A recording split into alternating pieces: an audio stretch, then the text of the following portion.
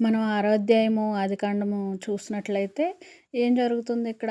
దేవుడు ఎప్పుడైతే ఈ పండు తిన్నారో మనుషులు, ఆ పండు తిన్న కాడ నుంచి వాళ్ళలో పాపం వచ్చేసి వాళ్ళని చూసినప్పుడు దేవుడు చాలా హృదయంలో నొచ్చుకున్నాడనమాట. ఆరోధ్యాయం 5వ వచనంలో చూస్తే ఏమున్నదంటే, నరులు చెడుతనం భూమి మీద గొప్పదనియు, వారి హృదయం యొక్క తలంపుల్లోని ఊహ అంతయు ఎల్లప్పుడూ కేవలం చెడ్డదనియు యెహోవా చూచి తాను భూమి మీద నరులను చేసినందుకు యెహోవా సంతాపము నొంది తన హృదయంలో నొచ్చుకొనెను.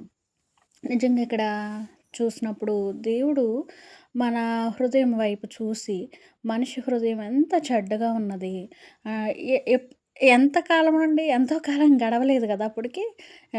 ఆదికాండంలో చూసినట్లయితే మూడో అధ్యాయంలో పాపం ఎంటర్ అయింది. 3, 4లో 3, 4లో అవ్వకి ఆ పండు కళ్ళకి రమ్యంగా ఎంతో అందంగా కనిపించిందని పండు అప్పటి నుంచి పాపం ఎంటర్ అయింది ఈ లోకంలోకి.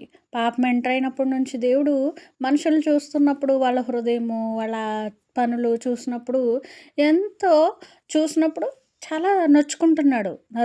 నరుల చెడుతనం భూమి మీద గొప్పది. వారి హృదయం యొక్క తలంపుల్లోని ఊహ అంతయు ఎల్లప్పుడూ కేవలము చెడ్డది. ఊహ, తలంపులు, హృదయము ఎల్లప్పుడూ కేవలం అంటే ఇంకా యాడ్ చేయడానికి ఏమన్నా ఉందండి? లేదు.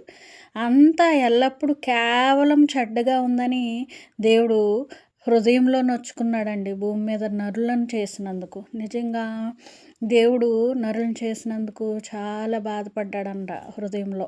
ఎందుకు? ఎంత గొప్ప చెడ్డతనం వాళ్ళలోకి వచ్చేసింది అని. సో, అందుకే దేవుడు నా బిడ్డల్ని నేను ఎలా రక్షించాలి? ఏ విధంగా నేను రక్షించగలను? అని దేవుడు ఆ పాపం ఎంటర్ అవ్వగానే 3:15లో యేసయ్యని ఇంట్రడ్యూస్ చేశాడు. స్త్రీ సంతానానికి, నీ సంతానానికి వైరం కలుగజేసేదను అని కదా! స్త్రీ సంతానం అంటే ఎవరండి? యేసుక్రీస్తు. స్త్రీ సంతానం అంటే మనం రాము కదా! ఆల్రెడీ ఇంతకుముందు వీడియోలో చెప్పుకున్నాము.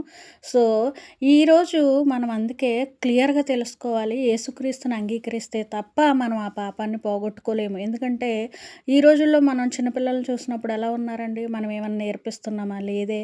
వాళ్ళు చెడుతనంగానే ఉంటున్నారు. చెడ్డ పనులు చేస్తున్నారు. ఒప్పిస్తాకి ట్రై చేస్తారు. సో, ఇది చూస్తే మీరు ఆలోచించాల్సిందే. మనము మన చెడ్డతనాన్ని మనకి అందుకే దేవుడు చెప్తున్నాడు క్లియర్‌గా, మనిషి హృదయం చెడ్డది, ఎల్లప్పుడూ కేవలము చెడ్డది అని. సో, చెడ్డవాళ్ళం మనం ఏమన్నా చేయలేం గనుక మనం యేసుక్రీస్తుని అంగీకరించాలి.